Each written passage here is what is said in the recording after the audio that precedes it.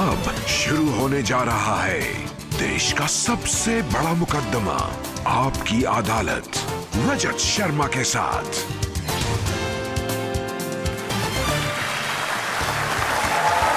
नमस्कार, thank you.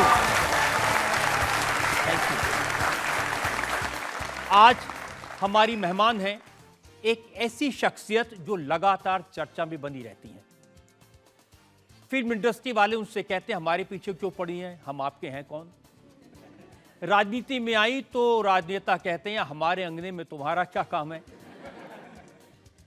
किसान नेता कहते हैं तूने हमें क्यों बदनाम किया। कोई इनके खिलाफ एफआईआर करवाता है, कोई उन पर पाबंदी लगाने की बात करता है। आप समझ गए होंगे मैं किसकी बात कर रहा हूं। फिल्म इंडस्ट्री की सुपरस्टार एक्ट्रेस, प्रोड्यूसर, डायरेक्टर और अब पार्लियामेंट मेंबर कंगना रनौत।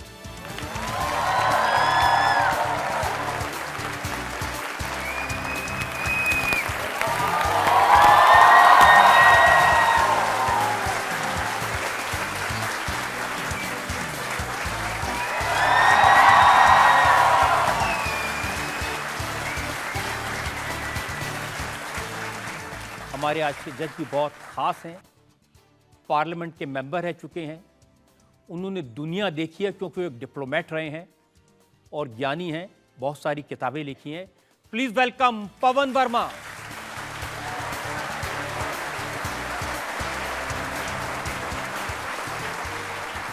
अदालत शुरू हो।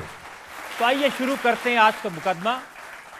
Actress, writer, producer Kangana Ranaut पर आपकी अदालत में पहला इल्जाम। सर, पहले मुझे आप धन्यवाद तो करने दीजिए कि आप बाकी सब चाहे यही कहते हो कि हमारे अंगना में तुम्हारा क्या काम, लेकिन आप तो मुझे बड़े प्यार से अपने अंगना बुलाते हैं और हमेशा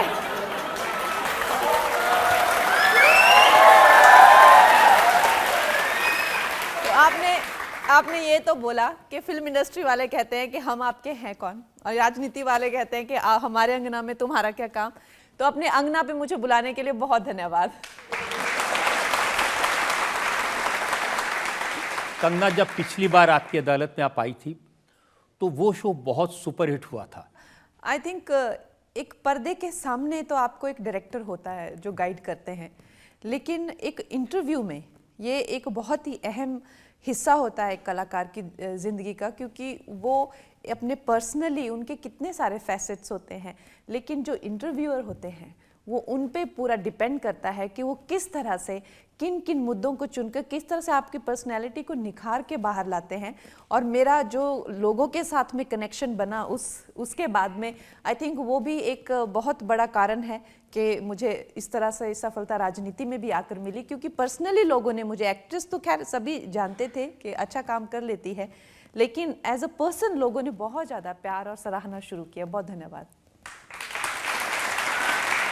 लेकिन इन सारी बातों से न मेरे इल्जाम कम होंगे और न मेरी तलखी कम होगी। तो आइए शुरू करते हैं आज का मुकदमा। आपकी अदालत में पहला इल्जाम कंगना रनौत। आपकी अदालत में फिल्म स्टार कंगना रनौत पर आरोप है कि ये विवादों की क्वीन हैं। अब ये बताइए, आपको कंट्रोवर्सी से इतनी मोहब्बत क्यों है? कंट्रोवर्सीज आपके पीछे आती हैं या जहां मैं जाती हूं वहीं चली आती हैं? सर, मैं एक सीधी सादी हिमाचली, एक पहाड़ी लड़की हूँ और मुझे अक्सर यही कहा जाता है कि अरे तुम तो बोल देती हो। तो मतलब मुझसे पूछा जाए तो मैं क्या ना बोलूं। तो पता नहीं ज़माना क्या चाहता है, मगर एक बात तो मैंने भी सीख ली कि सीधे साधे लोगों का ज़माना है नहीं। तो आपकी अदालत में तो आप जो चाहे बोल सकती हैं, जनता सामने है, करोड़ों लोग देख रहे हैं। फिर कंट्रोवर्सी भी होगी, फिर आप फिर से कहेंगे कि क्वीन ऑफ कंट्रोवर्सी। जब आप हैं क्वीन तो कंट्रोवर्सी होनी चाहिए। देखिए, अब इमरजेंसी इतिहास का सबसे कंट्रोवर्शियल चैप्टर है, तो उसी पर पिक्चर बनानी थी आपको। आप कहते तो है कि वो कंट्रोवर्शियल है, लेकिन it is also best kept secret.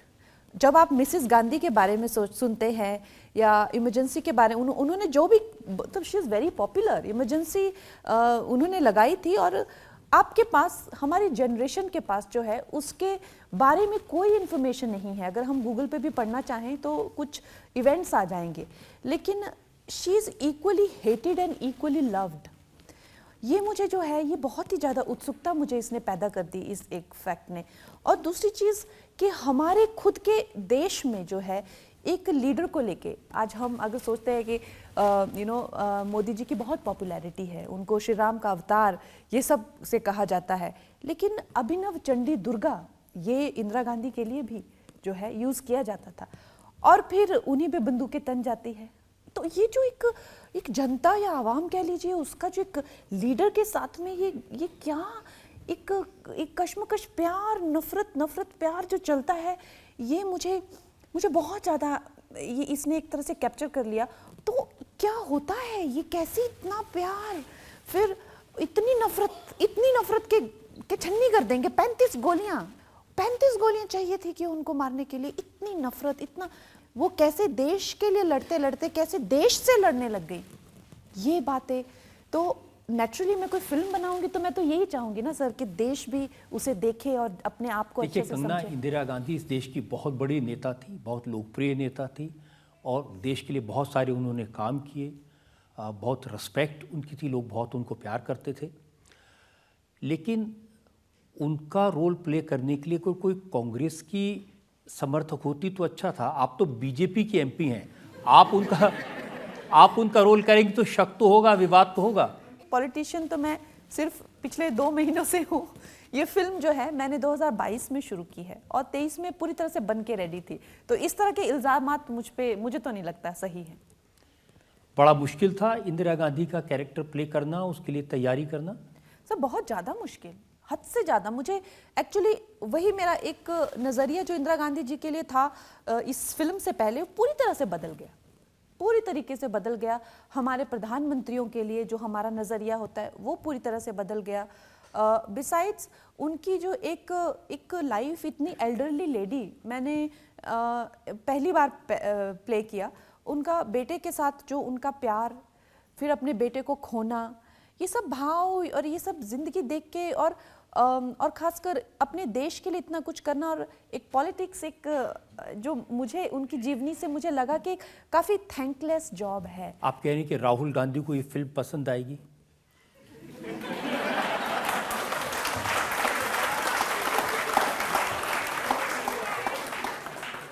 अब अगर वो घर जाके टॉम एंड जेरी देखते होंगे तो उनको कैसे समझ आएगी।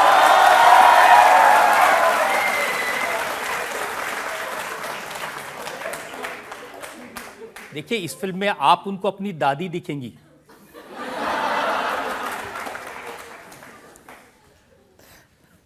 सर मेरा ये मानना है कि ये जो पूरी उनकी ये मनोवृत्ति है कि मैं जो हूँ, मैं यहाँ का राजकुमार हूँ और ये जो भारत देश है ये मेरी दादी का ये शासन कर, ये सब उनको छोड़नी पड़ेगी। इस तरह की बातें अगर वो छोड़ेंगे नहीं तो एक कार्टून बन के ही रह जाएंगे हमेशा के लिए।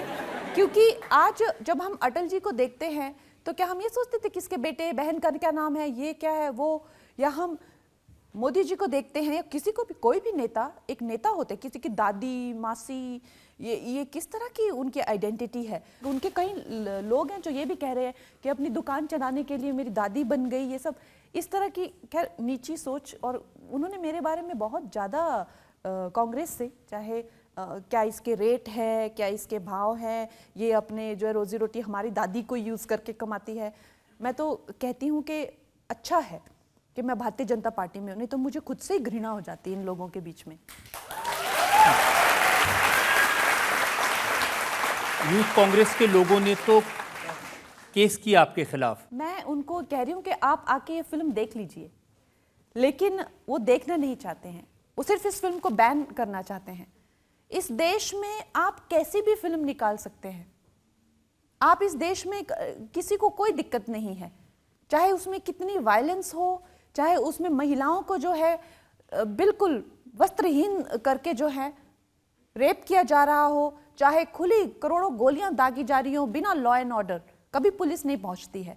लेकिन अगर आप अपनी हिस्ट्री पे बेस्ड फिल्म, तो ये लोग सब खड़े हो जाते हैं कि ऐसा क्यों बनाया। लेकिन सिर्फ कांग्रेस के लोग नहीं, बीजेपी के लीडर हैं मनजिंदर सिंह सिरसा, उन्होंने कहा कि कंगना को या तो जेल में भेजना चाहिए या मेंटल हॉस्पिटल में। इतने नाराज हैं सर। मुझे लगता है कि उनका जो खुद का ट्रैक रिकॉर्ड है उसको देख के तो मुझे लगता है कि अगर वो मेरी फिल्म का किसी भी फिल्म का एक भी शॉट कर लेना, लेके दिखा दें, तो मैं तो खुद ही अपनी फिल्म जो कभी रिलीज नहीं करूंगी। इतनी तो उनकी लियाकत और उनकी हैसियत है नहीं कि एक शॉट ले ले किसी फिल्म का, और मुझे वो कह रहे हैं कि इसको मेंटल हॉस्पिटल में डालो। आपने इस फिल्म में ऐसा दिखाया क्या है कि जो लोग इतना ट्रेलर देखकर ही आहत हो गए हैं? सर, मैंने इस फिल्म में जो एक सच्चाई है, अब अगर हम एक हमारे पूर्व प्रधानमंत्री पे जो है एक फिल्म बना रहे हैं और उनकी जो असैसिनेशन हुई है, तो जाहिर सी बात है कि मैं ये तो नहीं दिखा सकती कि उन पे बिजली कड़की और वो चल बसी। तो ये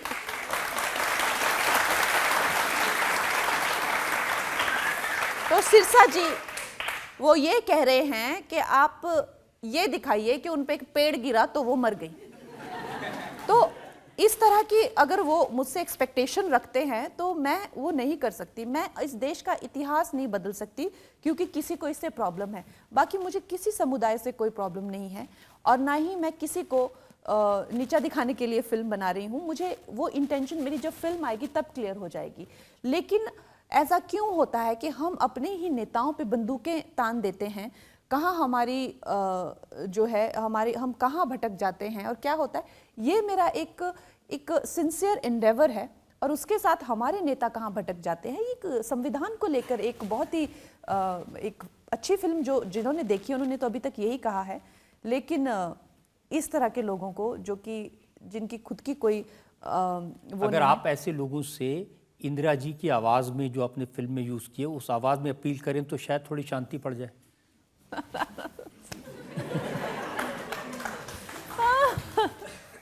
पर मैं सर के बारे में बात बताना चाहती हूँ कि मैंने लाइफ में ऐसे जर्नलिस्ट या मीडिया पर्सन नहीं देखे जो कला को इतनी बारीकी से और इतनी बेहतरीनगी से जो है वो सच में है।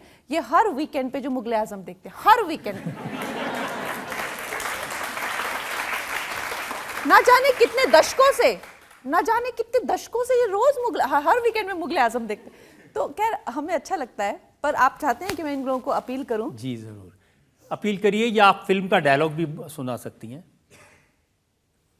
राजनीति में सही या गलत मायने नहीं रखता है। राजनीति में सिर्फ एक ही बात गलत है और वो है हार जाना।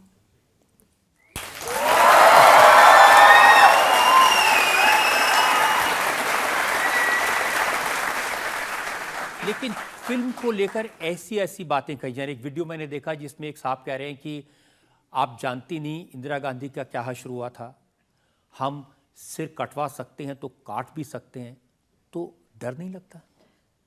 सर, मुझे एक्चुअली ये बात भी once and for all clear हो जानी चाहिए कि जो लोग एक उनकी जो पुतले बना के जो उनको गोलियों से छन्नी करके जो है उनकी एक तरह से रैलियां निकालते हैं और हमारे सोशल मीडिया पे भी इंदिरा गांधी जी की असैसिनेशन को जो है जिस गर्व से फ्लॉन्ट किया जाता है, तो मैं चाहती हूँ हमारे देश में इस तरह की बातें चलें जहाँ पे लोग बताएं किसी भी इंसान के अगेंस्ट इस तरह की वायलेंस क्या सही है क्या नहीं।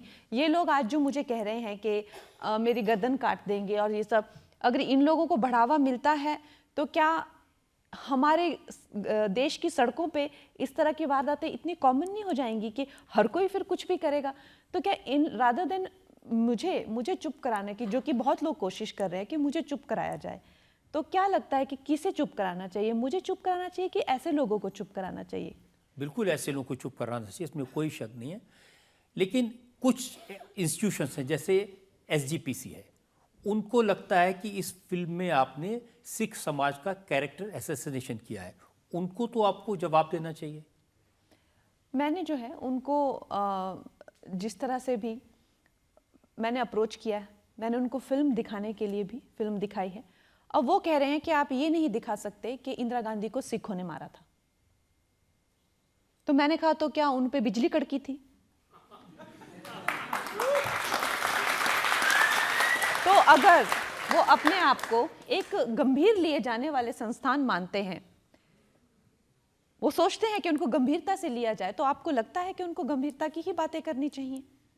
और किसी भी क्राइम को किसी कम्युनिटी से जोड़ना, ये राजनीति की जो रोटियां जो सेकना ये लोग चाहते हैं। आपको अब ये तो नहीं लग रहा कि इंदिरा गांधी पर फिल्म बनाकर मुसीबत मोल ले ली?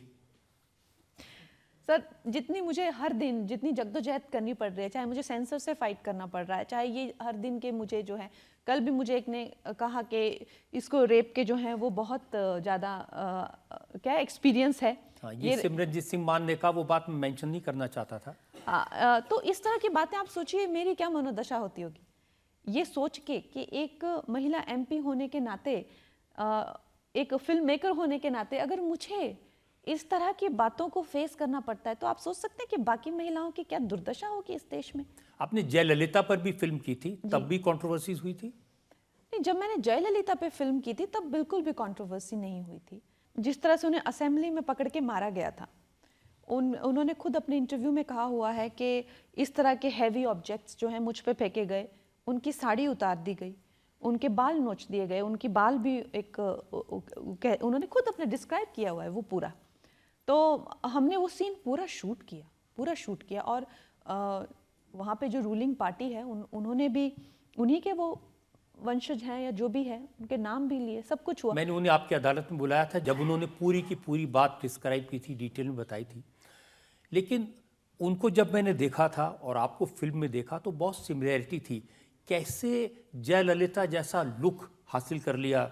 वजन भी आपका उतना नहीं है। हाँ, नहीं सर, मेरा ना एक्चुअली मुझ पे बड़ी कृपा है, मुझे लगता है भगवान की। जब मेरे पास ये रोल आया तो मैं एकदम मतलब पहली बार ऐसा होगा मैं शॉक में चली गई। डायरेक्टर और ये प्रोड्यूसर मेरे साथ बैठे और उन्होंने मुझे नरेशन दी, तो मैं उनको ऐसे देखूं कि क्या क्या बोल रहे हैं ये। तो लेकिन जो इस फिल्म के जो राइटर हैं वो मेरे मेंटोर हैं, विजेंद्र प्रसाद गारू जी, उनके लिए मुझे बहुत रिस्पेक्ट है। मैंने कहा सर आप क्या बोल रहे हैं, मैं डॉक्टर जे जयललिता प्ले करूं? तो कहते हैं yes, I want you to play doctor J Jayalalithaa.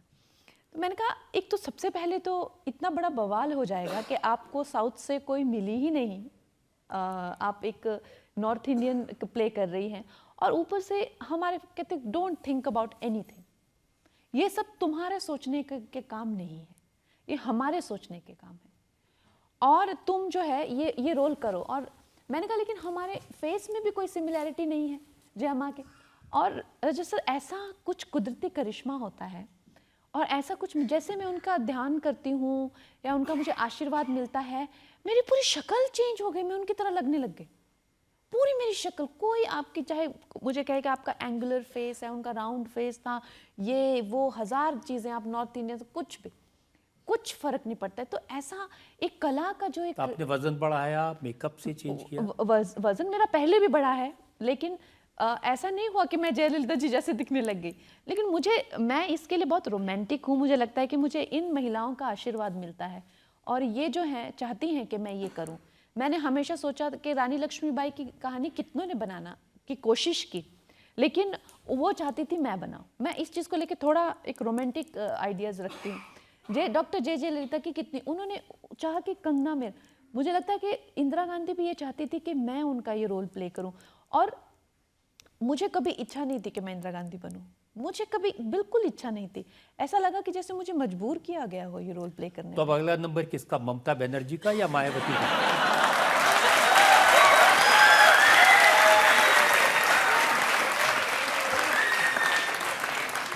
कलाकार के लिए कुछ भी मुश्किल नहीं, बट मुझे लगता है मायावती जी जो है as a leader, I would love to play. एक वाले आपने कहा था अगर चुनाव जीत गई तो आप फिल्में छोड़ देंगी, क्या ये सच है? प्लीज़ ऐसा मत कीजिए, क्योंकि हम आपको फिल्मों में देखना चाहते हैं। ये जो फिल्मों का काम है ये एक ऑल कंज्यूमिंग काम है, और एक MP के नाते भी जो आप करते हैं वो भी बहुत ज़्यादा डिमांडिंग होता है। तो नेचुरली अब जब से मैंने ये राजनीति का काम संभाला है, मैं कुछ भी शूट नहीं कर पाई हूँ, एक भी दिन का मैंने शूटिंग नहीं किया है। मैंने मार्च से कैंपेन शुरू किया था, तो अभी ऑलमोस्ट 6 महीने हो गए हैं, और ये जो मेरी फिल्म है ये भी पिछले नवंबर में आने वाली थी, लेकिन जैसे मुझे पता चला कि कैंपेन आ रहा है और एक कांग्रेस लीडर के साथ में एक साधारण जनता हो, जनता साधारण होती है तो थोड़ा कंफ्यूज हो जाएंगे कि ये कांग्रेस में है कि ये इंदिरा बनी हुई है, तो वो भी इसका रिलीज रोका। तो खैर काम तो मेरा सफ़र कर रहा है, बहुत ज़्यादा सफ़र कर रहा है, और अगर मुझे मौका मिला मैं चाहूँगी कि मैं बैलेंस करूँ, लेकिन देखते हैं अब क्या होता है आगे। कहीं ये ना हो कि मुंबई के कोई आदमी ये फिल्म बना दे कंगना भाग गई।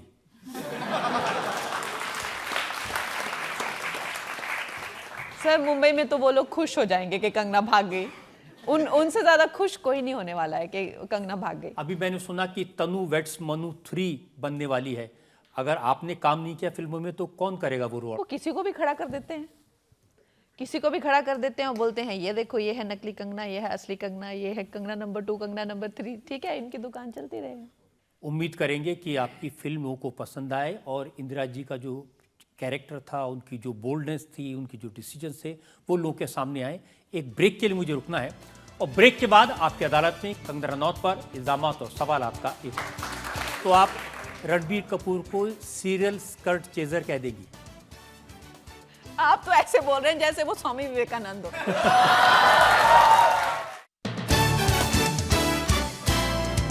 Welcome back. आपकी अदालत में आज हमारी मेहमान हैं सुपरस्टार कंगना रनौत। आपकी अदालत में अगला इल्जाम। आपकी अदालत में फिल्म स्टार कंगना रनौत पर इल्जाम है कि ये अपनी ही फिल्म इंडस्ट्री की गैंगस्टर हैं।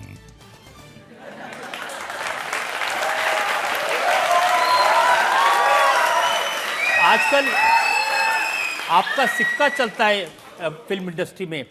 मंडी में मैं आपका भाषण सुन रहा था, आपने कहा कि इतना प्यार, इतना सम्मान जितना अमिताभ बच्चन को मिलता है उतना सम्मान मुझे मिलता है फिल्म इंडस्ट्री में। सर मैंने कहा था कि इंडिया से मुझे उतना सम्मान मिलता है, इंडस्ट्री वाले और मुझे सम्मान देंगे? आप मतलब थोड़ा सोचो तो सही। आप अपनी आंखें बंद करके सोचिए, आंखें बंद करके सोचिए कि आज अगर भारतवर्ष किसी का दिल से इज्जत करता है, कि ठीक है पैसे लोगों के पास जितने हो, हिट फिल्में जो भी है, लेकिन दिल से अगर कोई भारतवर्ष की चीज किसी की इज्जत करता है ना, तो कौन ऐसे एक्टर है? एक तो मिस्टर बच्चन किसी और की इज्जत रहने ही नहीं देती हैं।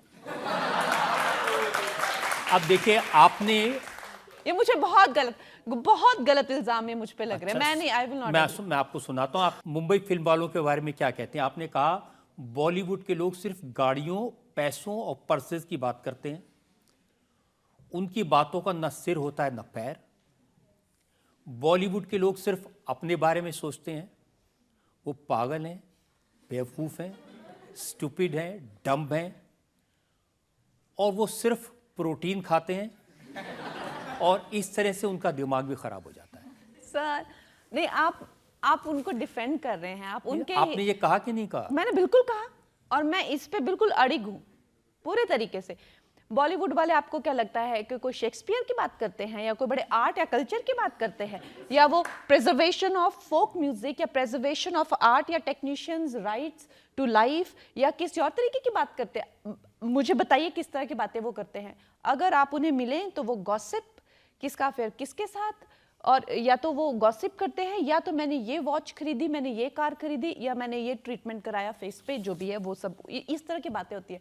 अब उसे भी मुझे कसूरवार माना जाता है कि मैंने ऐसा क्यों कहा। मैंने वहाँ 20 साल गुजारे हैं, और वहाँ पे अगर पार्टीज में जाकर और इस तरह की जो मैंने, हाँ मुझे पता है कि आप वहाँ पे जब जाते होंगे तो आपके साथ वो जाहिर सी बात है अलग बातें करेंगे। वो आपके साथ प्रोटीन शेक की थोड़ी बातें करेंगे, आपके साथ स्किन ट्रीटमेंट की बातें थोड़ी करेंगे। तो पता है क्या है, लेकिन वो करते तो करें। आप करण जौहर को कहती हैं ये चाचा चौधरी हैं।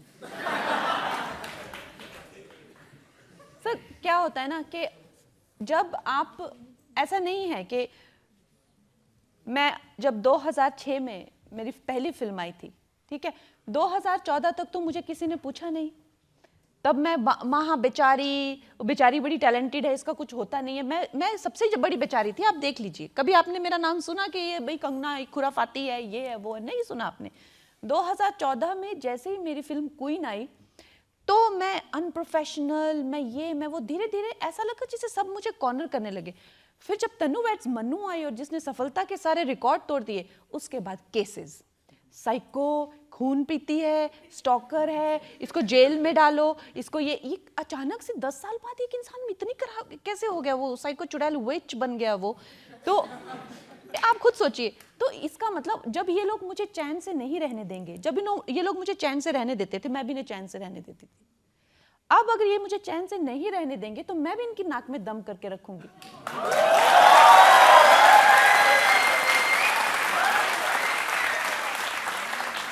तो आप रणबीर कपूर को सीरियल स्कर्ट चेजर कह देगी? आप तो ऐसे बोल रहे हैं जैसे वो स्वामी विवेकानंद हो। नहीं, आप ऐसे इनकी वकालत कर रहे हैं जैसे आहा महान से महान हस्तियां हो ये, और खुद भी हंस रहे हैं। उन्होंने आपको फिल्म ऑफर की थी, रोल अरे मेरे घर आ गया था।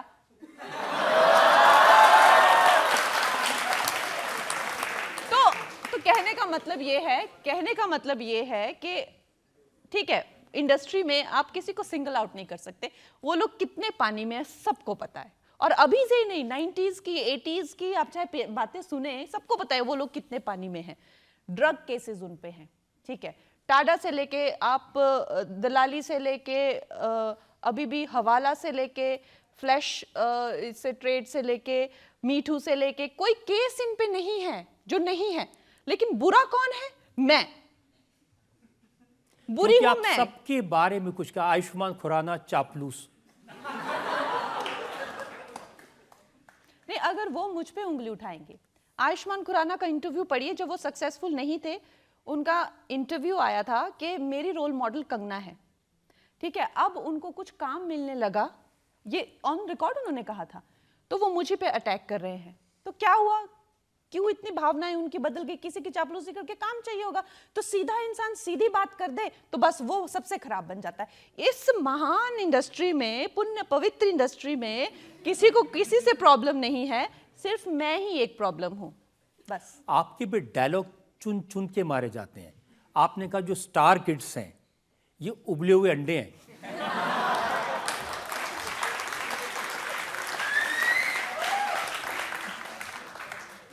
सर देखिए क्या होता है ना कि एक जो लोग होते हैं, ठीक है, हम लोग स्क्रीन पे भी ना इस तरह के लोग देखना चाहेंगे जो धूप में गए हों, जिनमें किसी तरह का कोई कैरेक्टर, जैसे हमारे जो छोटे शहरों के बच्चे होते हैं, लड़के होते हैं, लड़कियां होती हैं, ये लोग अपने स्किन के ट्रीटमेंट करा करा के हद से ज़्यादा, इतना ज़्यादा उसको वाइटनिंग करके, इतना ज़्यादा इंजेक्शंस लेके, इतना ज़्यादा उसकी पीलिंग करके, हद से ज़्यादा ये लोग उसको ग्लास स्किन बना के, अभी जैसे फॉर एग्जांपल जब मैं दत्तो का रोल कर रही थी तो मैंने अपना सारे स्किन ट्रीट, और फिर मिसेस गांधी के रोल के लिए तो मैंने एजिंग वाली चीज़ें जो मुझे चाहिए, जो मुझे उससे उस तरह की ये सभी रोल के लिए जिम जाते हैं, ये सभी रोल के लिए जो है अपने फेस में वो बोटॉक्स भरवाते हैं। कोई भी इनका रोल हो, इनका मेकअप वही रहता है, बाल पीछे उड़ते रहते हैं। तो इनकी मैं ऑनेस्टली सर, मैं किसी को क्रिटिसाइज नहीं कर रही हूँ, थोड़ा इनको नेचुरल होना पड़ेगा। धूप में निकलो, थोड़ा सा देखो बाहर दुनिया कैसी है, वो एसी गाड़ी से घर, घर से गाड़ी, और फिर ये लोग निकलते हैं, फिर बात कैसे करते हैं, हाय आई वांट दिस।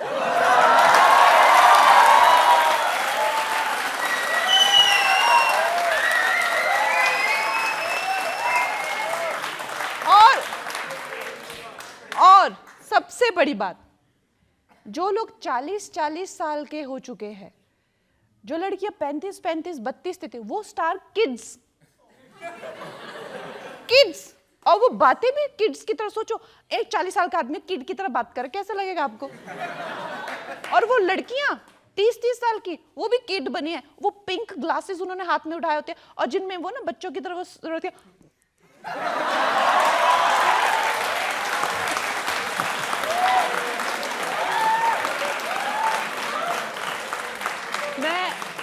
सर आप ये नहीं देखते, आप ये देखते हैं कि मैं उनको क्या, ये नहीं कहते कि मुझे कितना ट्रॉमा होता है उनके साथ में मिलके। मैं सोचती रहती हूँ ये क्या था, ये क्या देखा मैंने, माय गॉड। तो सर मुझे कितना टॉर्चर होता है इन लोग के साथ में, वो कोई नहीं देखता। लेकिन जब आपको फिल्में ऑफर करते हैं वो लोग, तो एक्सेप्ट नहीं करती? मुझे सलमान खान जी ने जो है वो बजरंगी भाईजान और सुल्तान ऑफ़र की थी। शाहरुख खान के साथ भी मुझे 0 फिल्म का ऑफ़र आया था। आमिर खान जी के साथ भी स्क्रिप्ट पे काम करने का बन रहा था। और लेकिन उसके लिए मैं आपको, क्योंकि देखिए जो अब इंसान, बजरंगी भाईजान तो बहुत अच्छी फिल्म थी। लेकिन मेरी भी तो आप बात सुनिए ना। सुनाइए चलिए। सर क्या हुआ कि जब मैंने 2006 में स्ट्रगल शुरू किया तो उस टाइम पे मैंने बहुत काम ढूंढा। मैं आपको सीरियसली बता रही हूँ कि मैंने बहुत काम ढूंढा। इनमें से किसी ने मुझे काम नहीं दिया, किसी ने भी मुझे काम नहीं दिया। मतलब पीछे खड़े होने वाले, क्योंकि उस टाइम मैं सब टाइप के काम कर रही थी, पीछे खड़े होने वालों का भी काम नहीं इन्होंने मुझे दिया। फिर मेरी एक फिल्म आती है जिसमें मुझे अपने, अब उस फिल्म का मैं ही हीरो हूं। आप खुद सोचिए ना, मैं खुद उस फिल्म की हीरो हूं। हाँ, क्वीन 2014 में मुझे सक्सेस मिला। तब इन सबके मुझे फोन आते हैं, हमें भी तुम चाहिए, हमें भी तुम चाहिए, हमें फोन पे फोन, हर फिल्म इंडस्ट्री की मुझे ऑफर होती है। लेकिन अब ऑडियंस के साथ में मेरा ऐसा रिश्ता था कि वो लोग मुझे अब देखना चाह रहे थे। तो मुझे लगा कि एक मेरे लिए एक अलग अपॉर्चुनिटी आई है जो शायद किसी महिला के पास आज तक नहीं आई होगी। हुई हैं ऐसी महिला, वैजयंती माला जी थी या श्रीदेवी जी थी, तो वो लोग खुद अपने दम पे फिल्में करती थी। तो मुझे लगा कि अब मैं अगर किसी, देखो क्या होता है ना, कोई बड़ा ट्री के पीछे नीचे छोटा ट्री कभी भी नहीं उग पाता है, तो मुझे पता था एक फिल्म में आमिर खान मुझे थोड़ा ना वो अच्छी परफॉर्मेंस करने देंगे अपनी फिल्म में। खुद ही सोचिए, एक सलमान खान की फिल्म में जो है हीरोइन की क्या ही एग्जिस्टेंस होती है, क्योंकि Salman Khan is such a larger than life star. तो मुझे लगा कि मैं एक अपने देश की बेटियों के लिए एक ऐसा उदाहरण बनूं कि हम खुद भी कर सकते हैं। हमें हमेशा, और आपने जैसा कहा, मेरे लिए वो आसान नहीं था, the temptation to let go of working with such big, एक तरह से देखा जाए तो ये लोग एक तरह से they are giants of the industry, और उनसे बहुत कुछ सीखने को भी आपको मिलेगा। और this people are the people who are my friends, and especially Salman is a very dear friend and Amir is just so nice. तो मैंने वो अपॉर्चुनिटीज खोई, लेकिन उसके पीछे मेरी एक स्ट्रेटजी भी तो थी ना कि हम महिलाओं को भी तो कुछ क्रेडिट मिलना चाहिए ना। सारे खान की स्ट्रेटेजी तो समझ में आ गई, आपकी क्या थी। अब अक्षय कुमार को भी आपने ना कहा। तो अक्षय कुमार मेरे को फिल्म ला रहे सिंग इज ब्लिंग। फिर एक और थी कोई उसी तरह की थी, तो खैर अब वो करते ही ऐसी फिल्में तो क्या करेंगे। तो मुझे एक ऐसा मौका मिला एक लड़की होकर कि मेरे अपना अस्तित्व बना। सर हाँ, कितनी बेटियों को ये देश ऐसा मौका देता है कि वो अपना अस्तित्व बना सकी। तो मैंने अपना अस्तित्व बनाया, और फिर जितनी भी हमारी सशक्त महिलाएं हैं जो आज देखिए, चाहे वो कोई भी, आज हमारी 3 टाइम्स प्राइम मिनिस्टर रही हैं, लेकिन हमें उनके बारे में कुछ पता ही नहीं है कि उनकी ज़िंदगी क्या थी, कैसा था, कैसे नहीं। तो क्योंकि कोई उन पे पैसा नहीं लगाना चाहता है, कोई एक बूढ़ी औरत की कहानी नहीं बनाना चाहता है, कोई पॉलिटिक्स में इंटरेस्टेड नहीं है। और पॉलिटिक्स को जो है, जो काम करना हो अगर आपको पॉलिटिक्स की फिल्म में, तो फिर वही गला कटवाना और ये सब, तो फिर तैयार हो जाओ उस सब के लिए।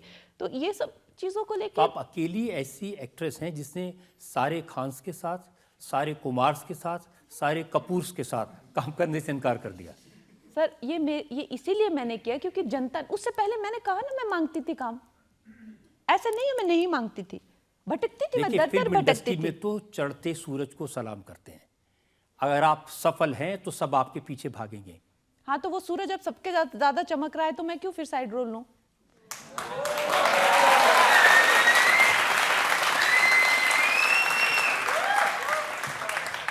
अब इसको वो कहते हैं कि ये जिस फिल्म इंडस्ट्री ने इनको इतना बड़ा बनाया उसी को नुकसान पहुंचाती हैं, जिस थाली में खाती हैं उसी में छेद कर रही हैं। ऐसे फिल्मी सुपरस्टार्स हैं लड़कियां जिन्होंने आज तक शायद एक ही हिट फिल्म दी होगी, लेकिन वो थाली में छेद नहीं कर रहे हैं, लेकिन हम जैसे लोग थाली में छेद कर रहे हैं। अब देखिए, आपके बारे में करण जौहर ने एक शेर लिखा था। उन्होंने लिखा, लगा लो इल्ज़ाम हम झुकने वालों में से नहीं, झूठ बोलते जाओ बनो गुलाम हम बोलने वालों में से नहीं। ये मेरे लिए लिखा था उन्होंने। अब आपने जब कुछ कहा था उसके जवाब में एक उन्होंने ट्वीट किया था, आप नाम तो आपका नहीं लिखा इसमें, लेकिन मुझे ऐसा लगा जैसे आपके बारे में कह रहे हैं। जिस तरह से मुझे साइको बोल के या इस तरह से जो है मुझ पे केस करके जेल में डालने की कोशिश की, और एक अच्छे युवा सक्सेसफुल एक्टर जो है आत्महत्या कर लेते हैं, और उससे पहले वो कई अपने इंटरव्यूज़ में बोल रहे हैं कि इंडस्ट्री में मुझे टॉर्चर किया जाता है, मुझे जो है मेरे प्रति जो है वो किसी तरह की साजिशें की जाती है। तो उन्होंने आत्महत्या कर ली, तो आप पूरे देश की नज़र में तो आएंगे ना कि आपके वहाँ पे चल क्या रहा है। आप अपने घर में पार्टी बुलाते हैं, खुद फोटो ले रहे हैं जिसमें लोग ड्रग्स कर रहे हैं, लोग तो आपसे पूछेंगे ना, अपनी करतूतें उनको देखनी नहीं है। हाँ, और खराब कौन है? मैं। क्योंकि मैंने बोला। अब अच्छा, सोचने वाली बात यह है कि ये सब करतूतें करने के बाद भी उन लोगों की हिम्मत है कि मुझे क्वेश्चन करने का, खुद वो लोग नहीं बताएंगे कि वो ड्रग पार्टी क्यों चल रही थी। ये इंसान जो उन्होंने आत्महत्या कर ली, अच्छे खासे हट्टे कट्टे लड़के ने, उसका क्या रीजन हुआ? कुछ तो कुप्रथाएं होगी ना इस इंडस्ट्री में, जो आउटसाइडर्स जो इस तरह से कर रहे हैं। एक दो सवाल ले सकते हैं। आप अपने डायलॉग्स खुद लिखते हैं, तो मैम आप अपना प्लीज़ कोई फेवरेट डायलॉग सुना दीजिए। ऐसा नहीं है कि मैं अपने डायलॉग्स खुद लिखती हूँ, पर हाँ, मैं अपने डायलॉग जो है इम्प्रोवाइज़ काफ़ी करती हूँ। ऐसा अभी तो खैर कोई डायलॉग याद नहीं आ रहा, लेकिन इनकी बातों सुन के मुझे वो डायलॉग ज़रूर आ रहा है क्वीन का, याद के मेरा अभी हाल गुप्ता अंकल जैसा हो गया, खाया पिया कुछ नहीं और बदनाम हो गए अलग। तो आई थिंक वो डायलॉग सूट करता है। शत्रुघ्न सिन्हा ये बार बार डायलॉग मारते हैं कि खाया पिया कुछ नहीं, पेट तोड़ी आठाना। तो वही हो गया, इंडस्ट्री में करतूतें इन्होंने की सारी उम्र। जो वहाँ के कर्ता धर्ता हैं, जो खुद को कहते हैं कि भाई इंडस्ट्री हमारी जागीर है और हमारी रियासत है, उन लोग करतूतें करते रहे। और जब मैं आई तो ये ड्रग्स में फंसे, हवाला में फंसे, ये टेररिज्म में फंसे, पता नहीं किन किन के, और बाकी सब ये PR ऐसा हो गया कि ये जब से आई है हमें बदनाम कर दिया है। अब आपने किस किस को बदनाम किया, इसको लेकर कुछ और इल्जाम मेरे पास में हैं। हम एक ब्रेक के रुकेंगे और ब्रेक के बाद कंगना रनौत पर अगला इल्जाम। अच्छा हुआ किसी महान आत्मा का, किसी अच्छे इंसान का यहाँ पे जिक्र तो हुआ, नहीं तो सारे जो चोर उचक्के क्रिमिनल उन्हीं के ही मुझसे पूछे जा रहे क्वेश्चन।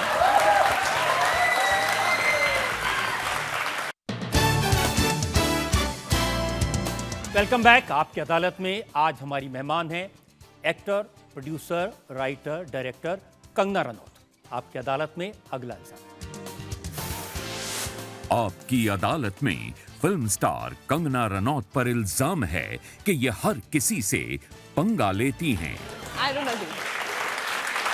देखिए, सारे लोग कहते हैं, अब आप जिक्र कर रही थी सुशांत सिंह राजपूत का, आपने उनके नाम पर पूरी इंडस्ट्री से पंगा ले लिया। यस सर, पता है क्या है, मेरा एक फिलॉसफी है कि जब तक मुझे नहीं छेड़ोगे ना, मैं तुम्हें कभी छेड़ूंगी नहीं।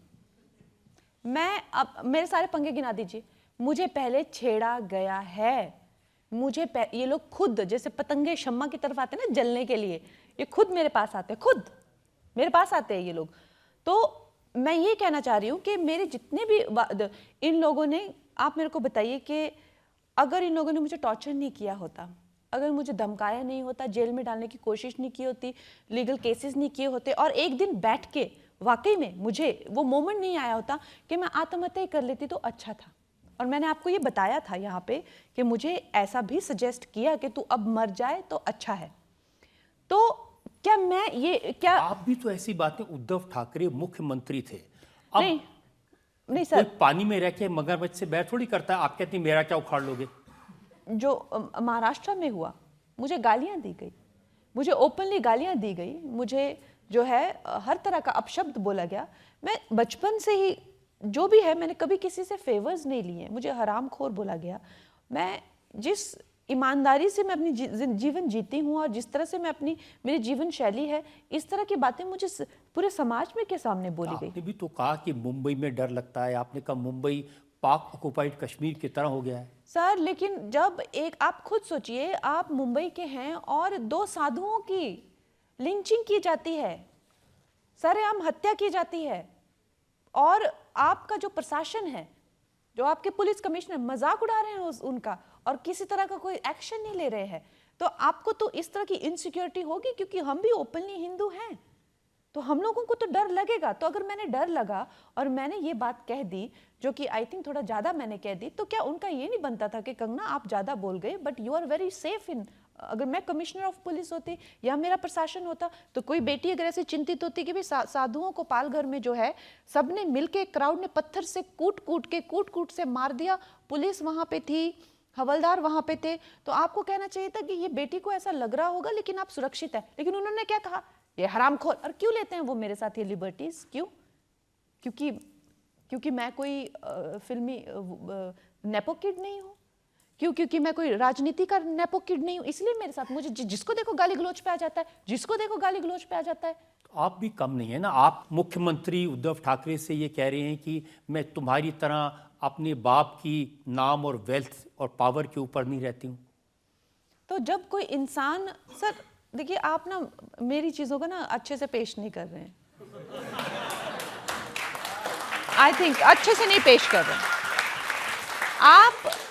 अगर कोई बंदा, आप सोचिए, अगर कोई इंसान चेयर पे जो एक हमारा गार्डियन है, जो हमारे गार्डियन है, जो हमारा रक्षक है, और जिनका ये बनता है कि ठीक है आपको ऐसा फील हुआ आप मुझसे बात करिए, और वो मैच्योरिटी उनमें कहाँ से आती?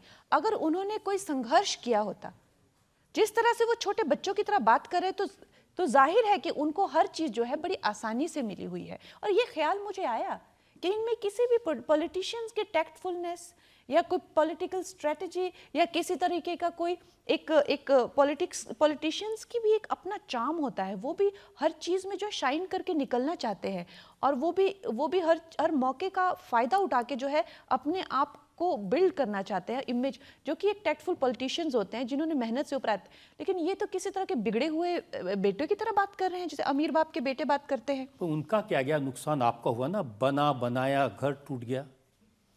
सर मेरा वही नुकसान नहीं हुआ, मेरा और भी बहुत ज़्यादा नुकसान हुआ। मेरी जो एक महिला होने के नाते इन लोगों को जो मुझे एक गाली गलोच देने की आदत पड़ गई है, वो ना कि सिर्फ महाराष्ट्र, अभी जो पंजाब में भी जिसको देखो गंदी गंदी गालियाँ, पुतले लेके चप्पल से मारना, एक महिला के लिए उसकी इंटेग्रिटी किसी भी उसके गहने से, पैसों से ज़्यादा ज़रूरी होती है। और हम अपनी बेटियों को जब देखो जिसका मन करता है वो गंदी गालियाँ देता रहता है। तो आई थिंक इस देश को थोड़ा तो काम डाउन करना पड़ेगा। आप बेटियों को इस तरह से इतने गंदे से ट्रीट नहीं कर सकते हैं। लेकिन कुछ अच्छी बातें भी हैं। फाइनली जब आप चुनाव लड़ने की मंडी में, तो योगी आदित्यनाथ ने मुंबई की घटना का जिक्र किया। उन्होंने कहा कि विरोधियों से जूझने के लिए रानी लक्ष्मीबाई जैसा शौर्य और भाव है कंगना में। इन्होंने मुंबई में उद्धव ठाकरे को सड़कों पर लाकर पानी पिलाने के लिए मजबूर कर दिया।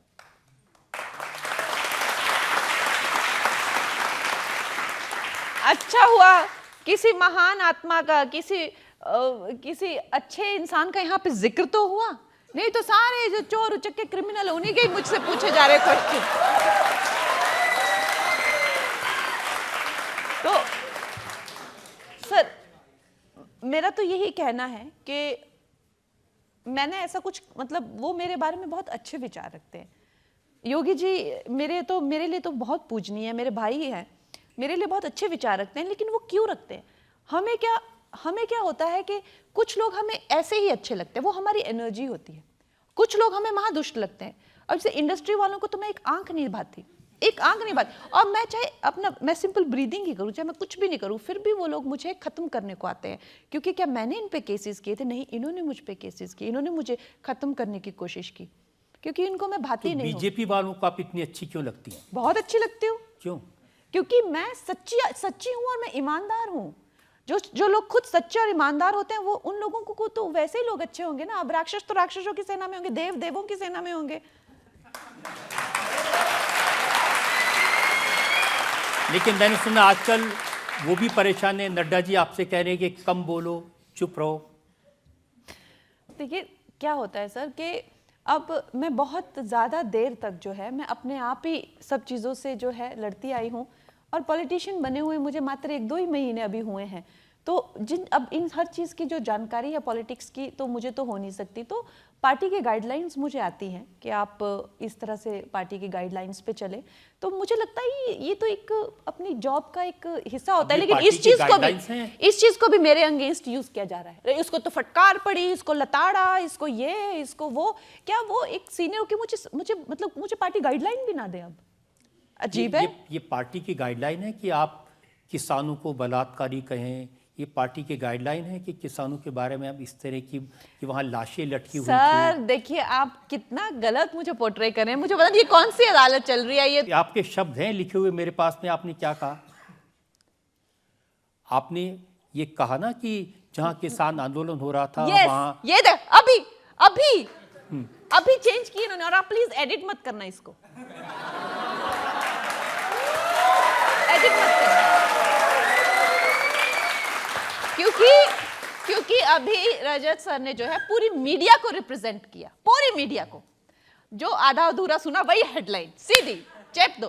तो मैंने क्या कहा था, मैंने कहा था कि जहां पे किसान आंदोलन हुए उस जगह पे जहां किसान आंदोलन हुए वहां पे जो है लाशें लटकी, वहां पे खून हुए हैं, वो मेरे पास पूरी कवरेज है, मैं दिखा सकती हूँ। वहां पे रेप हुए, गैंग रेप हुआ, उसकी भी मेरे पास कवरेज है, मैं दिखा सकती हूँ। क्या मैंने ये कहा कि किसानों ने वो किए? नहीं, मैंने कहा उपद्रवियों ने वो चीज को जो है टेक ओवर कर लिया है। लेकिन फिर भी मैं जब ये चीज मीडिया में हर जगह है, ये चीज बच्चे को पता है, ठीक है, लेकिन जब भी कोई एक बेचारी लड़की उसी चीज को बोलेगी जो सबके अरे बोल दिया, इसने तो बोल दिया, तो ऐसी एक्टिंग करते हैं कि जैसे अरे क्या बेबाक है। और तुमको वो नहीं देखी जो 1 लाख न्यूज आइटम इसकी आई थी? मतलब कैसे लोग हैं। So I feel as a person, मुझे बहुत हैरानी होती है कि ये दुनिया जो है सच को देख के झुटलाती है, सच को देख के झुटलाती है, झूठ में जीती है। और फिर दूसरे इंसान जो बिल्कुल साधारण हो, जिस इंसान को कोई ये चीज ना आती है, आगे का पीछे, पीछे का आगे, प्लस का माइनस, माइनस का, उसको बदनाम करके लिटरली जो है कहीं का नहीं छोड़ते हैं। ऐसी ये दुनिया है। अब इस पर राहुल गांधी ने क्या कहा ये बताऊं मैं आपको? अब आपकी हेडलाइन पे उन्होंने कहा होगा तो बताइए। नहीं, उन्होंने ट्वीट किया, उन्होंने लिखा कि भाजपा सांसद द्वारा ऐसी बातें कहना बीजेपी की किसान विरोधी नीति और नीयत का एक सबूत है। सबसे पहले तो मुझे लगता है जो हमारी पार्टी की पॉलिसीज हैं वो पार्टी ने बहुत अच्छे से क्लियर की हुई है। मुझसे ये गलती हुई कि मैं थोड़ी वक्त के लिए ये भूल गई कि यह मेरा अब इंडिविजुअल ओपिनियन मैटर नहीं करता है, मुझे पार्टी की पॉलिसी के ही साथ रहना पड़ेगा। पार्टी की पॉलिसी है सबका साथ सबका विकास। वो उन उपद्रवियों के बारे में नहीं सोच रहे हैं, वो सोच रहे हैं उन किसानों के बारे में जिनको वो अपने साथ लेके चलना चाहते हैं। उनका कंसर्न सिर्फ वही है। लेकिन हमने जो है एक तरह से कटाक्ष जो है, जो उपद्रवियों ने उस आंदोलन को हाईजैक किया था उस पे कर दिया। लेकिन जो मेरी पार्टी की पॉलिसी है, मैं बिल्कुल उनके साथ हूँ। तो जिस तरह से ये अब इस चीज़ को में जो है घी डाल के जो है मुझे नीचे दिखाने की कोशिश कर रहे हैं और इस तरह से दिखा रहे हैं कि यू नो नहीं, आप किसानों के बारे में क्या सोचती हैं? मैं खुद किसान हूँ, मेरी फैमिली जिम्मेदार फैमिली है। हम लोग बचपन से फार्मिंग करते आए हैं। हमारे बचपन में जब फार्मिंग की हार्वेस्ट होती थी, ये होती थी, तो मैं ही खाना लेके जाती थी खेतों में हमेशा। मैंने सुना आपके पेरेंट्स कहते थे कि खेती कर लो वही ठीक है, दादी कहती थी। हाँ, तो हम लोग किसान हैं। लेकिन एक तरह के जो अभी किसानों का बेड़ा जो है ना, वो एक तरह की जो है। आपके मन में क्या ऐसी कभी भावना है कि जहाँ पर किसान बैठे थे वहाँ बलात्कार हो सकते हैं, वहाँ हत्याएं हो सकती हैं? नहीं, मेरे मन में ये भावना है कि वो किसान आंदोलन जो है पूरी तरीके से जो हाईजैक कर लिया गया था। उसका किसान आंदोलन के थ्रू ये कंगना क्योंकि एक बैकग्राउंड है, ये कोई पहली बार आपने नहीं कहा। ये मेरे पास में दिसंबर 2020 बीबीसी ने एक 88 साल की बुजुर्ग महिला का वीडियो पोस्ट किया था। तब आपने कहा था ये तो वही दादी है जो 100 रुपये लेके आई थी। नहीं, मैंने कहा था कि यहाँ पर जो है दिहाड़ी लेके जो है, और उन दिहाड़ियों के जो वीडियो हैं, 500-500 रुपये शाहीन बाग में सबको मिल रहे थे, बिरयानियाँ मिल रही थी, वो सबने देखा है, सबने देखे हैं वो वीडियोस। मैं चाहे तो मैं आपके सामने प्रोड्यूस कर दूंगी इस अदालत के सामने। देखिए, मुझे आप ऐसे मत बताइए जैसे मेरा उनसे कोई लेना देना ना। मैं उस आंदोलन में गई ना मैंने ऑपरेट किया। मैंने तो देखा जो सारी दुनिया देख रही है। अब मुझे कहते हैं कि तुमने जो है देखा लेकिन तुमने बोल दिया। अब इतनी समझदार मैं नहीं हूं। मैंने देखा कि वहां पे लोगों को दिहाड़ियां भी दी जा रही है और लोगों को आसमानी बिरयानी भी खिलाई जा रही है, और उसकी चर्चा पूरे देश में हुई कि वो 500-500 रुपए की जो है सबको दिहाड़ी मिल रही है और बिरयानी मिल रही है।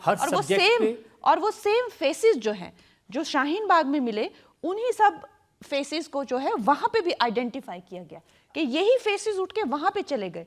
तो जो चीज सारी दुनिया को देख रही है, आपको अगर मुझे उसके लिए टारगेट करना है तो आप करिए, कोई बात नहीं, आप करिए। मुझे पे बोलना जरूरी है आपका? सर, ऐसा नहीं है कि मैं हर सब्जेक्ट पे बोलती हूँ, लेकिन अगर हमारे देश को किसी तरह से जो है विदेशी शक्तियाँ जो हैं अगर खोखला करने चाहेंगी, आतंकित करना चाहेंगी, जिस तरह का माहौल बांग्लादेश में बना है, बाकी देशों में बन रहा है, वो करना चाहेंगी, तो हम लोग तो ऐसे भी तो कायर नहीं है ना, इतने भी तो जिंदगी हमें प्यारी नहीं है ना कि हम लोग बैठे हुए कायरता से ये सब देखते आपने रहे। लोगों की भावनाएं देखी। जब आप पार्लियामेंट की मेंबर बन के पहली बार चंडीगढ़ से दिल्ली आ रही तो सीआईएसएफ के एक जवान ने आप पर हमला किया और उन्होंने कहा कि मैं किसान हूं।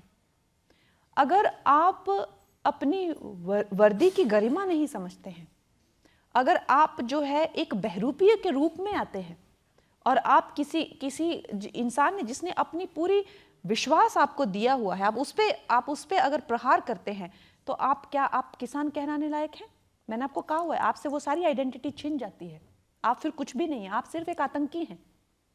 और उन्होंने ओपनली खालिस्तान की जो है वो मांग की, ओपनली खालिस्तान की मांग किसान आंदोलन में हुई है। मेरे पास कितनी वीडियो, पता नहीं इतने मासूम बन के लोग ऐसे क्वेश्चंस पूछते हैं, आई डोंट अंडरस्टैंड। मेरे पास कितने सारे वीडियोस जो है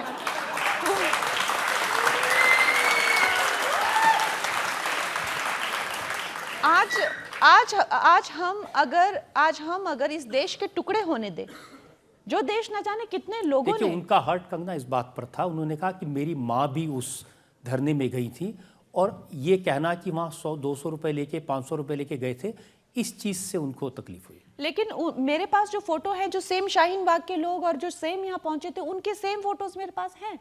और अगर उनको कोई आपत्ति थी तो वो कोर्ट होता है और पुलिस स्टेशन होता है।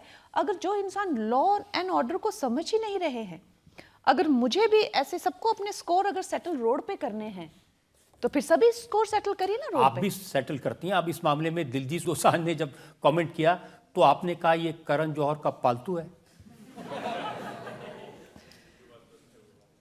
सर, सबसे पहले तो जो लोग इस देश का टुकड़े करना चाहते हैं, हम तो नहीं, देखिए हम तो फिर अपने होते हुए तो हम इस देश के टुकड़े होते हुए नहीं देख सकते ना, क्योंकि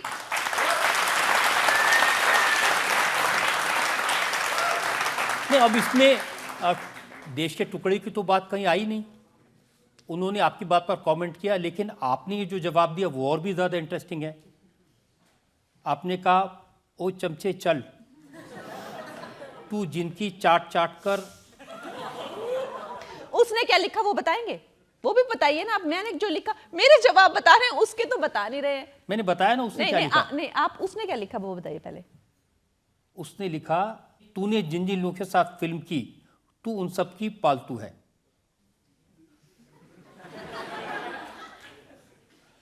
उससे पहले क्या, पालतू से पहले उसने क्या किया था कमेंट? यही पहला कमेंट है, उसके पहले तो आपका कमेंट है। नहीं, पर नहीं, ऐसा कभी नहीं हो सकता कि मैं खुद जाके किसी से लड़ाई करूं। ये मेरा उसूल है, मैं इस उसूल पे चलती हूँ। अच्छा, सब तो मानते हैं कि सबसे पहले पंगा आप लेती हैं। नहीं, यही तो खरीदी हुई पब्लिसिटी होती है लोगों की। मैं कभी पंगा नहीं लेती, कभी भी मैं किसी से पंगा नहीं लेती। पहला पंगा मेरे साथ लिया जाता है, लेकिन उसको खत्म मैं करती हूँ, तो लोगों को लगता है कि शायद मैंने शुरू किया था। इस तरह की भाषा का इस्तेमाल करना वो तो ठीक नहीं है ना। आप जवाब दे सकती हैं, आपका अधिकार है, क्यों नहीं। जो लोग आपको सिर्फ एक तरह से नीचा दिखा के या एक तरह से गंदी भाषा यूज़ करके, गंदी शब्दावली यूज़ करके डराना चाहते हैं, मैंने कभी लाइन क्रॉस नहीं की, तो उनको मेरा एक ही है कि मैं उससे डरने वाली नहीं हूँ। अब देखिए, आपने जो लास्ट है आपका ही वर्ड है, आपने कहा कि तू जिनकी चाट चाट के काम लेता है, मैं उनकी रोज़ बजाती हूँ।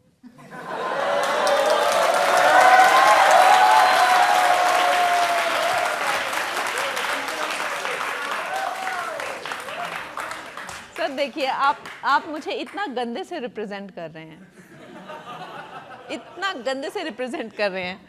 उसके बता नहीं रहे वो उसने क्या क्या लिखा। उसने गंदी गालियां लिखी थी। वो जब आएगा तो उससे पूछूंगा ना। आप, अच्छा, अब गालियों ऐसे थोड़ी होता है। अब कोई गालियां आपको दे रहा है, कोई आपसे अभद्र भाषा में बात कर रहा है, तो मैं क्या कहूंगी? No no no, you are not right. अरे हम भी तो गांव से हैं, हम लोग ठेठ हैं, बिल्कुल जैसे जैसे बात करेंगे वैसे जवाब मिलेगा, कोई कॉम्प्रोमाइज नहीं। ठीक है, यहाँ पर एक और ब्रेक के रुकते हैं और ब्रेक के बाद कंगना रनौत पर इल्जामात और सवाल आपका एक और। My God, I can't believe, मुझे लगता है ये भी करण जौहर से मीटिंग करके आए हैं।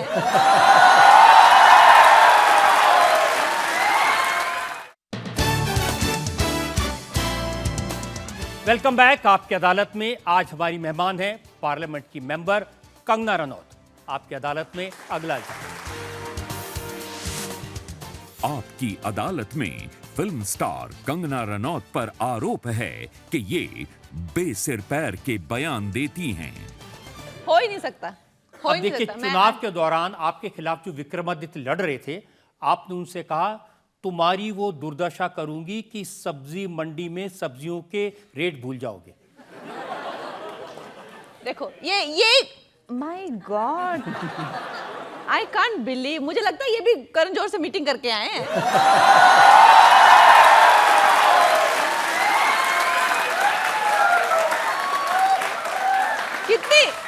कितनी बड़ी साजिश का मैं शिकार हो रही हूँ यहाँ पे। क्या वही हिसाब है कि हमें तो अपनों ने लूटा, गैरों में कहाँ दम था, मेरी किश्ती वहां डूबी जहां पर।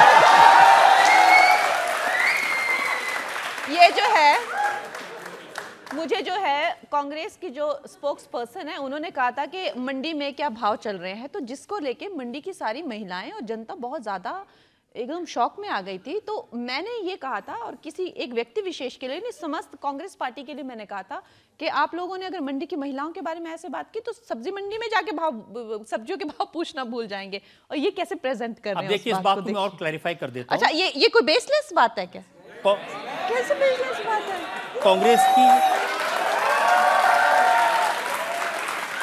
कांग्रेस की स्पोक्स पर्सन ने कहा था क्या भाव चल रहा है मंडी में, कोई बताएगा।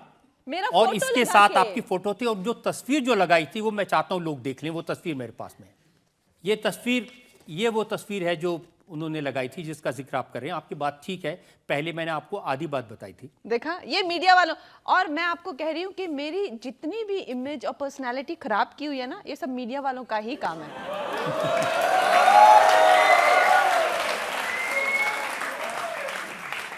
ये नहीं है कि सिर्फ आपने अपने बारे में इस तरह की बातें कही।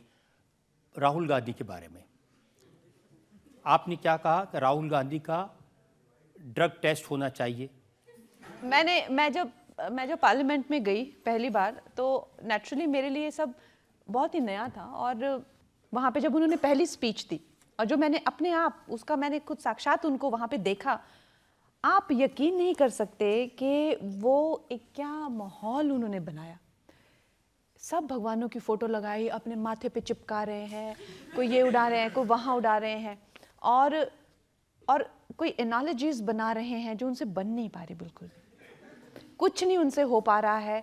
और उसके बाद में वो कहते हैं, सब दुनिया भर का वो करके कहते हैं कि जितने भी भगवान हैं सब के सब कांग्रेस का चिन्ह लेके चले हुए हैं, ये वाला।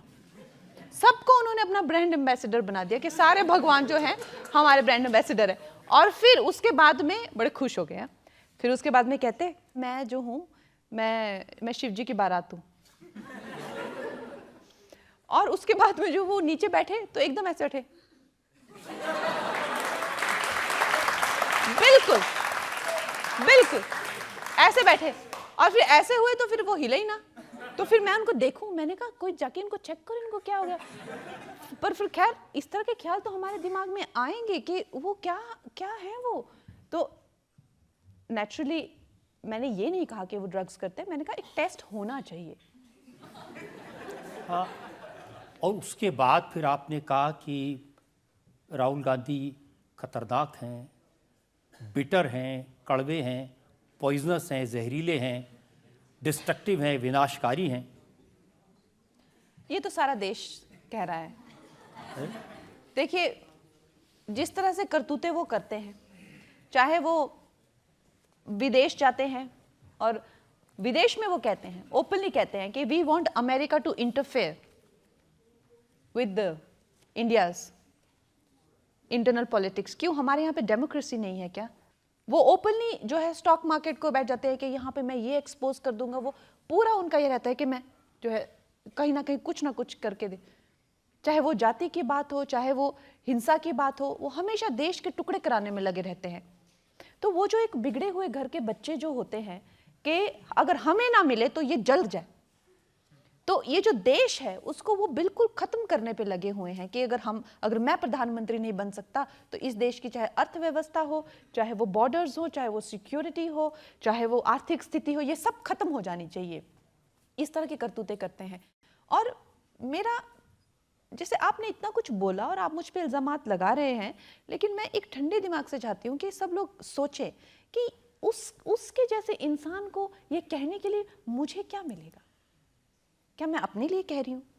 क्या मुझे कोई आर्थिक चीज़ मिल रही है? क्या मुझे पैसे मिल रहे हैं? या मुझे किसी तरह, मुझे क्या मिल रहा है? मुझे तो दुश्मन मिल रहे हैं।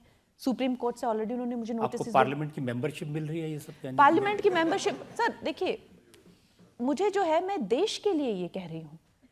पार्लियामेंट वालों ने तो मुझे ऑलरेडी कहा कि तुम मत बोलो, तुम ना ही बोलो तो अच्छा है। तो उन्होंने तो मुझे ऑलरेडी ये कहा हुआ है। मैं देश के लिए ये कहती हूँ कि मैं अपने किसी हक के लिए कह रही हूँ, अपने किसी अधिकार के लिए कह रही हूँ। और मेरी पार्टी का जो स्टांस है उसको बताने के लिए बहुत सारे लोग हैं, बहुत सारे लोग हैं, बड़े अच्छे से बताते हैं। वो लोग मुझे स्पोक्स पर्सन नहीं बनाए हुए हैं अपना। तो ये भी कहना कि मुझे टिकट मिल गई, टिकट मुझे बहुत पहले भी और कांग्रेस से भी आई थी और यहाँ से भी आई है। मुझे मेरी खुद की फैमिली की हिस्ट्री है कांग्रेस लीडर्स की।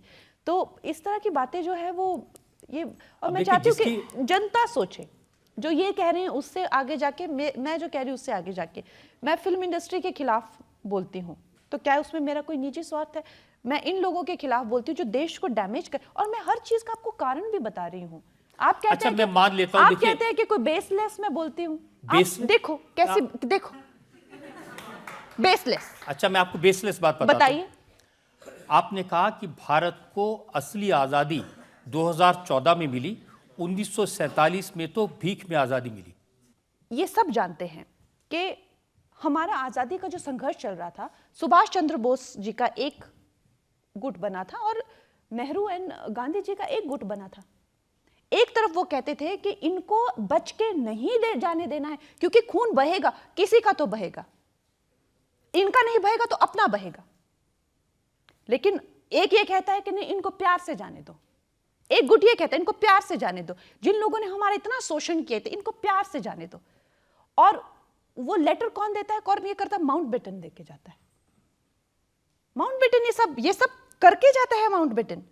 उसके बाद में हरि सिंह जो है, जो कश्मीर का राजा है, वो, और ये सब मैं क्यों बता रही हूं? आप लोग जाइए ना, गूगल पे देखिए ना आप लोग। अगर आप तो लोग, मैं पूछ रहा हूं, आप क्यों बता रही हैं सर?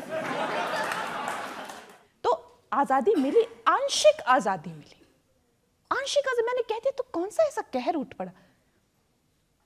मैं भी इसी देश में हूं, मुझे पता है 2014 से पहले का क्या माहौल था। आप लोग चाहे मुझे सूली पे लटका दीजिए, मुझे पता है। मुझे इस देश से निकाला मिल चुका था, मुझे कहा जाता था you are too talented for this industry. तो ठीक है, मेरा एक बहुत ही एक इवॉल्व पर्सपेक्टिव हो सकता है। आज़ादी कई चीज़ों की होती है। आज़ादी शारीरिक होती है, आज़ादी वचनों की होती है, मानसिकता की होती है, सोच की होती है। आज़ादी के कई जो हैं वो रूप होते हैं। अब आपको मुझे सूली पे चढ़ा तो चढ़ा लो, आपने गैलीलियो को भी चढ़ाया था, सबको सूली पे चढ़ाया ही जाता है, हर युग में चढ़ाया जाता है। आप चढ़ा लीजिए मुझे, मैं तैयार हूं। इस बार आपका नंबर है लगता है मुझे। हम पब्लिक से सवाल पूछ सकते हैं? हाँ, एक दो सवाल ले सकते हैं। आपकी अभी तक शादी नहीं हुई है, तो आपका शादी को लेके क्या थॉट है? और आप अगर शादी करना चाहते हो तो राजनेता से करना चाहते हो या अभिनेता से करना चाहते हो?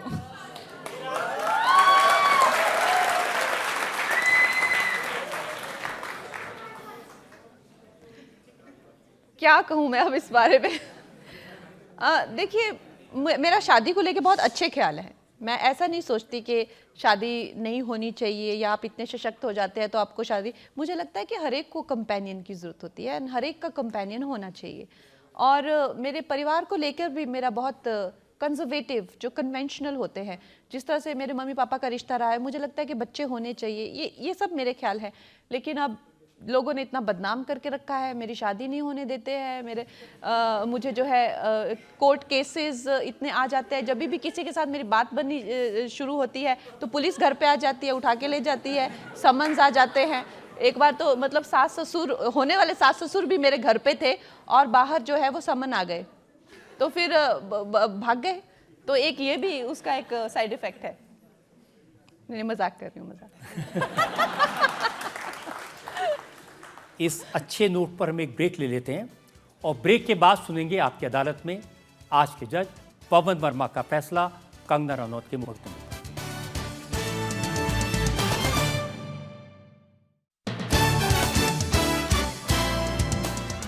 Welcome back. आपकी अदालत में आज हमने मुकदमा चलाया फिल्म स्टार कंगना रनौत पर।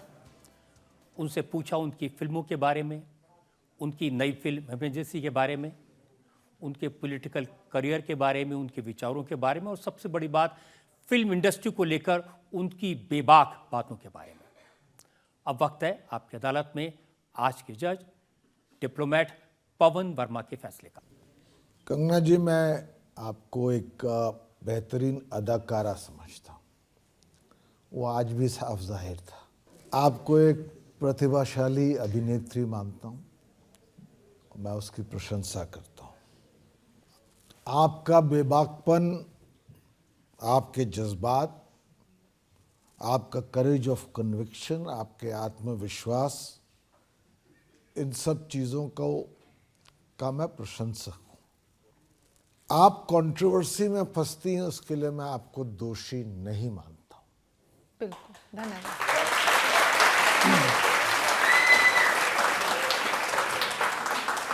पर मैं साथ साथ ये ज़रूर कहना चाहता हूँ कि एक अंग्रेजी में शब्द है, फ्रेज, सेल्फ विक्टिमाइजेशन, यानी कि सारी दुनिया मेरी दुश्मन है, और इससे आपको उभरने की ज़रूरत है। मैं आपको एक शेर में पेश करता हूँ। खतावार कहते हैं गुनाहगार, खतावार समझेगी दुनिया मुझे, बस इतनी भी ज्यादा सफाई न दे।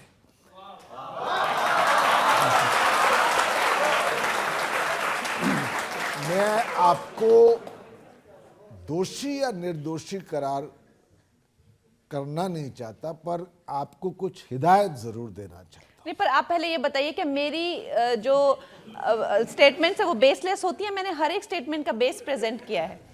मैं उस पर आ रहा हूं। वैसे जब जज साहब बोलते हैं तो इजाजत दीजिए।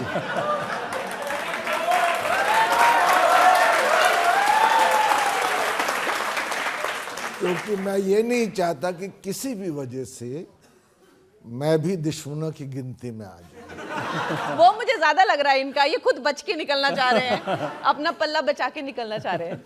चलिए, मुझ पर भी आरोप है, उसको भी मैं स्वीकारता हूँ। एक और शेर याद आता है कि यूं दिखाता है, ये पहले से लेके आए हैं वर्डिक्ट। ये इन्होंने यहाँ नहीं बनाया है, ये पहले से लेके आए हैं। मैं जानता था कि आप मुझको भी नहीं बख्शेंगी, तो अब अगली बार आपने मुझे टोका तो कंटेम्प्ट ऑफ कोर्ट। मैं ये कह रहा था आपसे, और ये मैं किसी द्वेष से नहीं कह रहा हूं। शेर ये था कि यूं दिखाता है आंखें मुझे बागबां, बागबां कहते हैं माली को जो बगीचे को रखवाली करता है। यूं दिखाता है आंखें मुझे बागबां, जैसे गुलशन पे कुछ हक हमारा नहीं। आपने माना तो कि बागवान है, बस वही बहुत है। इसलिए मेरी बस आखिरी बात मैं ये कहना चाहता हूं कि आप अब एमपी हैं, आप सार्वजनिक जीवन में हैं, तो थोड़ा सा प्रयास कीजिए कि संतुलन हो, आपके शब्दों में संयम हो। आप पार्टी की भी एक प्रतिनिधित्व कर रही हैं। आप हमेशा पूर्वग्रह से ग्रसित न हो, और कभी कभी जैसे मिसाल दी अभी वकील साहब रजत ने, हल्की वाणी से बचिए। ये मेरा आपको हिदायत है, मैं आपको दोषी करार नहीं कर रहा हूँ। और अंत में मैं कहता हूँ आपसे कि दोस्ती जब किसी से की जाए, दुश्मनों की भी राय ली जाए।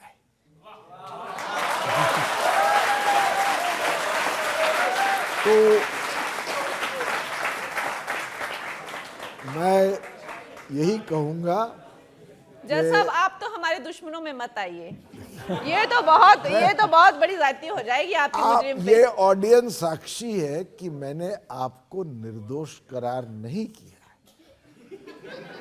तभी मैं कह रही हूँ आपने कहा पर कि मैंने आपको दोषी भी करार नहीं किया। मैंने आपको अपनी समझ से आपकी ही बातों को सुनकर मैंने सिर्फ हिदायत दी और वैसे निजी स्तर पर मैं आपकी क्रिएटिविटी का बहुत प्रशंसक हूं। धन्यवाद।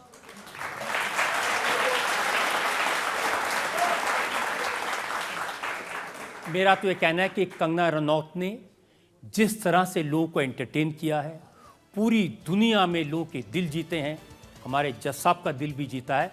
इसी तरह से वो फिल्मों में काम करती रहें, अपने हुनर से, अपनी बातों से, अपनी एक्टिंग से, अपनी राइटिंग से, अपनी डायरेक्शन से लोगों के दिल जीतते रहें, ये हमारी दुआ है।